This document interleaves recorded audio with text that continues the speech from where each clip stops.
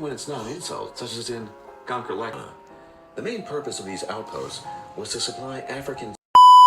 Hi Hi guys, guys. welcome back again to another one. Today we are Yeah. going to be checking out something from the channel top list, and this is 10 things you didn't know about the Netherlands. We are so excited to be checking out and discovering new things from the Netherlands, and let's get right into it. For most people outside of the Netherlands, the first thing that comes to mind when they think of the country is being stoned to death while sitting in a coffee shop Really? eating pomegranate. You do people But the think truth this? is that the Netherlands has a lot more to offer than just that. Wait, Too stoned many to death. feels. I'm confused. What does that mean actually? But I think like for most Africans, we don't really think about Netherlands that much. I'm so sorry to say because prior to this time, I know Dutch, but I don't know like Netherlands. Netherlands, you Probably I've understand? not broadened my horizon of different geography. Knowledge. But I think a lot of Africans, aside from the ones that want to travel out and just a few people, I would say I'm so sorry I'm generalizing this to Africa entirely. But personally, before this time, I didn't even know Netherlands. I know Dutch because I used to hear of the Dutch and Yeah. everything. De Hagelslag. The Netherlands has a rich history and culture that How demands was that telling. pronounced again? These are the 10 things you didn't know about the Netherlands. Okay.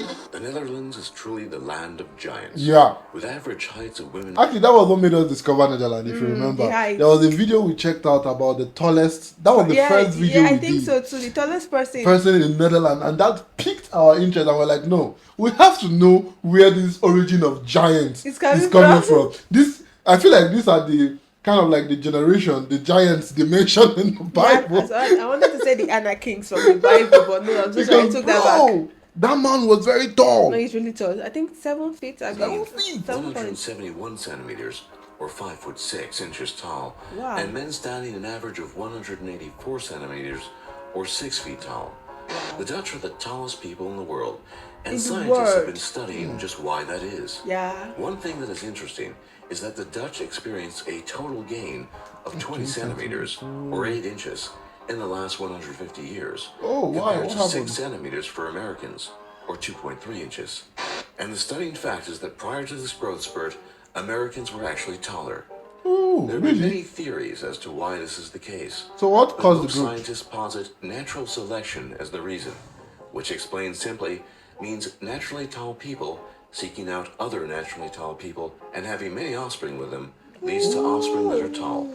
Over time, the majority of Dutch people then became taller than most people because that Is is she the standing? Okay, overwhelming she's sitting genetic on trend. something. Interestingly Wow. enough, this is leading to Dutch people asking for more legroom on planes and greater door heights to complement their gigantic stature. Everyone talks about how harsh the German language sounds, but it really doesn't hold a candle to Dutch in that department. Most people Really? have never been exposed to the Dutch language, so they don't really know what it sounds like. But the truth is, if you're not Dutch and you have a sore throat, you might want to stay away from those Dutch lessons, at least until you've recovered. And even if you don't know the languages, you can hear the difference. Compare these examples in German and Dutch in a sentence meaning, good afternoon, how are you doing? First the German, guten Tag, wie geht es Ihnen? With the Dutch, goedendag, hoe gaat het met u? Oh, Why does it You look see, like? the Why does it look like the Dutch person is literally fighting? Like well, it makes sense. People actually think German language is more harder. it's more harder. And I forgot to say something about the height when he said that over time before, right, the Americans used to be taller than the The Dutch, rest of the world. the rest of the world. But I think the Dutch, when they look for people like really taller, the Dutch are taller because I know the tall people mostly want to go. Although For tall this is people. preference, but they mixed up and that gene of tallness came into the Begin, picture. yeah.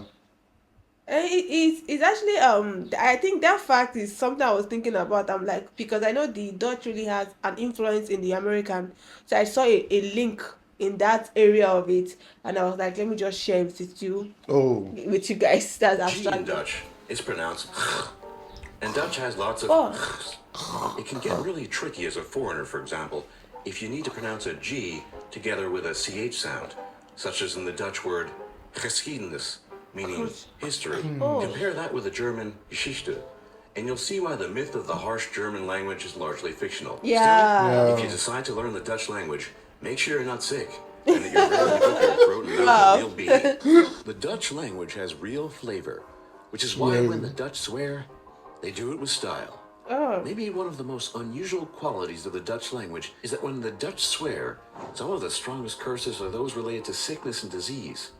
Kanker, Ah? cholera, typhus, Mongol, Oh.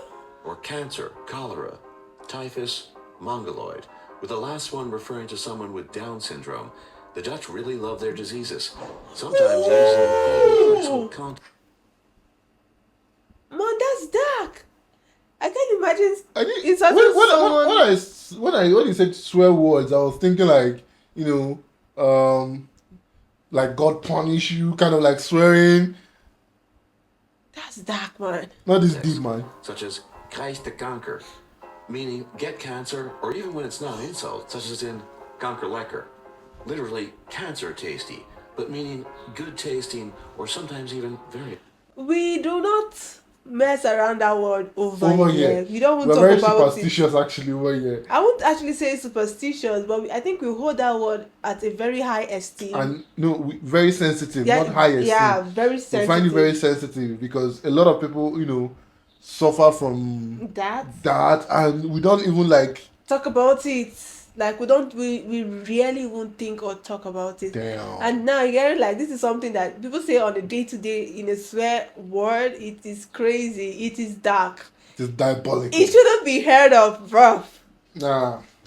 Attractive. Liar is a slang form of the word leider, which Leider. means sufferer, and can be used as an insult by itself or in conjunction with fabulous diseases such What as do you mean by kankerleier, fabulous disease? which means, you guessed it, cancer sufferer. No one really knows why the Dutch are so fond of diseases in their language. Exactly. But you have to give it to them, it really makes them stand out. The Dutch tend to be fixated on the status quo, or normalcy. There's a simple but common expression in the Netherlands that goes like this: do normaal, literally meaning do normal, but translates better as just act normally. Bragging, showing off too much, being overly emotional or expressive in public, or acting in a weird or foreign manner, all of these things are frowned upon.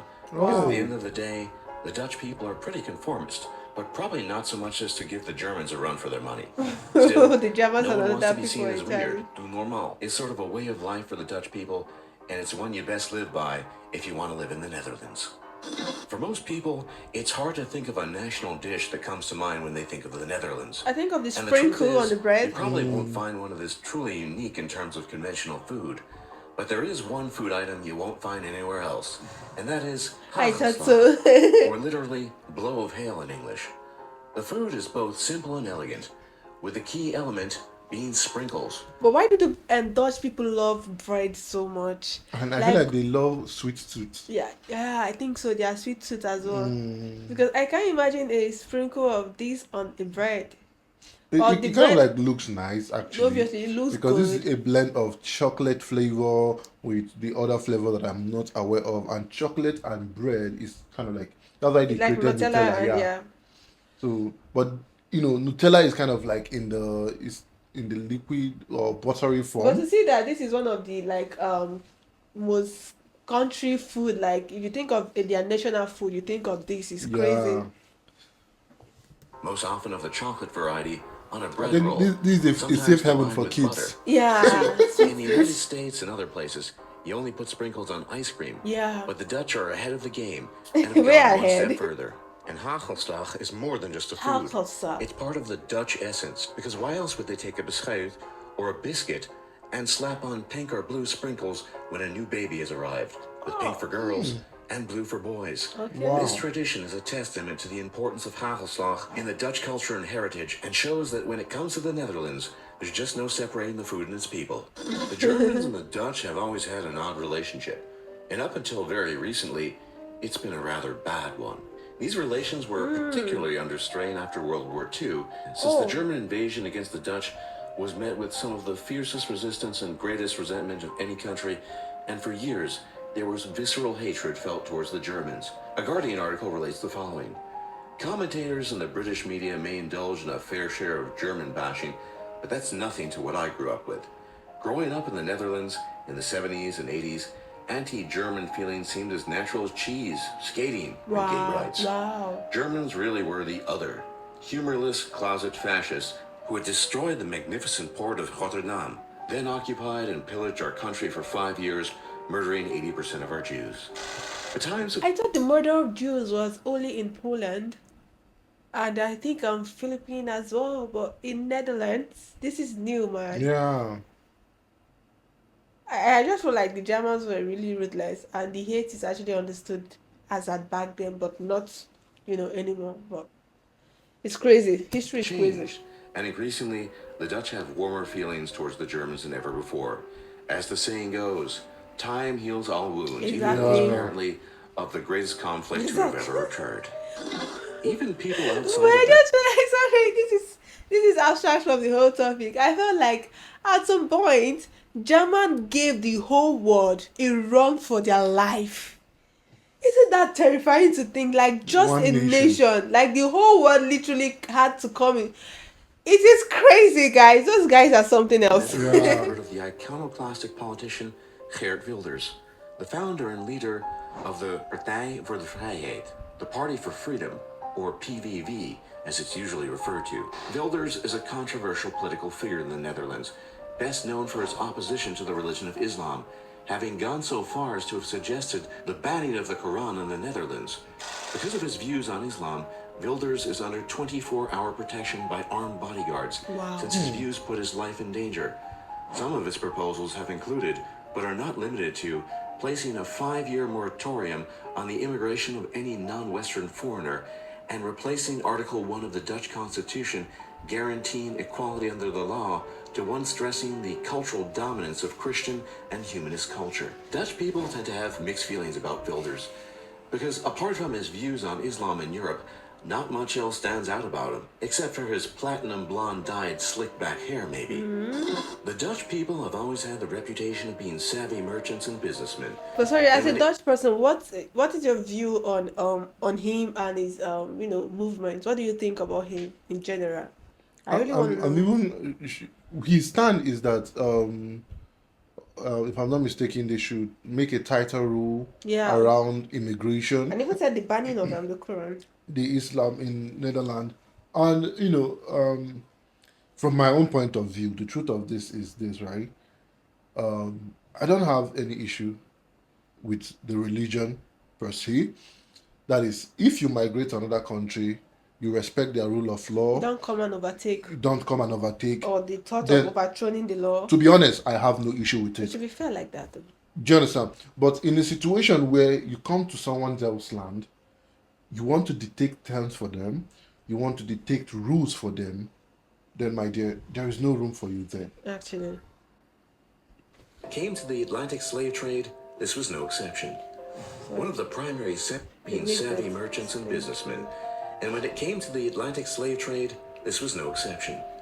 One of the primary centers of this thriving business was the so-called Slavenkust, or Slave Coast, which refers to the numerous trading posts of the Dutch West India Company, which were found in present-day Togo, Benin, Nigeria, and Ghana.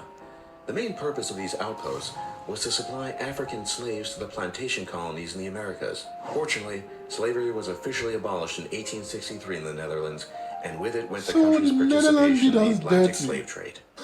Parts of the Netherlands did us dirty. I always knew them to be like, a business person, businessmen, businesswomen. But it has never been mentioned that the Netherlands sold slaves that I've actually seen before. And this is so shocking and new to me, man. But did the Netherlands actually stop the slave trade when the whole world shone at it? That was 1863. 1863. Yeah. When they say stop selling slaves, did the Netherlands stop or they still continued? Because I know there were so many countries that didn't want to stop that act and they kept on, going to the corner selling slaves. One thing I know It's a is broad topic on its own. One thing I know is from the word he used, the Netherlands are business people, Yeah. and They hop on any new business when trend. you see profits in the business, you don't want to give it up, good or bad. So That's good definitely business they must have opposed the abolishment. of it. I'm not saying it's a fact. I'm just speculating based on Speculation. yeah. So Damn, that's crazy, man. That's crazy. really the Netherlands. In fact, one unique region that is technically part of the Netherlands, but has its own culture and history, is Friesland. Friesland. Friesland is located about as north as you can get in the Netherlands, and is probably best known for the fact that it's home to its own unique and special language, closely related to Dutch, but also different enough to warrant separate classification. The unique status of Frisian makes the people in the province who speak it outliers in Dutch society, and Frisian is also the most closely related language to English in the entire world, followed by Dutch as a close second. Usually everyone thinks of the Portuguese or the Spanish when it comes to exploration of the world's oceans and discovering new lands. But depending on how you measure it, the Dutch may have been the greatest explorers ever. Master shipbuilders and cartographers, the Dutch managed to be the first Europeans to discover such far-flung places as Svalbard, Australia, New Zealand, Are you Tonga, serious? Sakhalin, and Easter Island. In fact, the Dutch were successful in almost mapping out 3/4 of the entire Australian coastline. What? So traditionally, the first European explorers of Australia are thought to be the English. Say what you want, but the legacy of this pioneering spirit lives on in the Dutch people today and makes this small nation the amazing country it is. Damn. For more top lists like this, be sure to leave a like and subscribe. Wow. If I would think of explorers or regions that knows how to explore best, based on the little videos I've seen, like movies, I would think UK. first of the the Britain, like the UK, and then the Vikings as well. Yeah. So I would think they of are those explorers. 2 guys before the American and I think- French, Spanish. I think one of the shocking facts for me Wow. is the fact that, I know I've heard about the Indian Ocean Company, but I never knew that the Netherlands had a stake On it. on it. I think that's one dark history they have Yeah. so far I've had.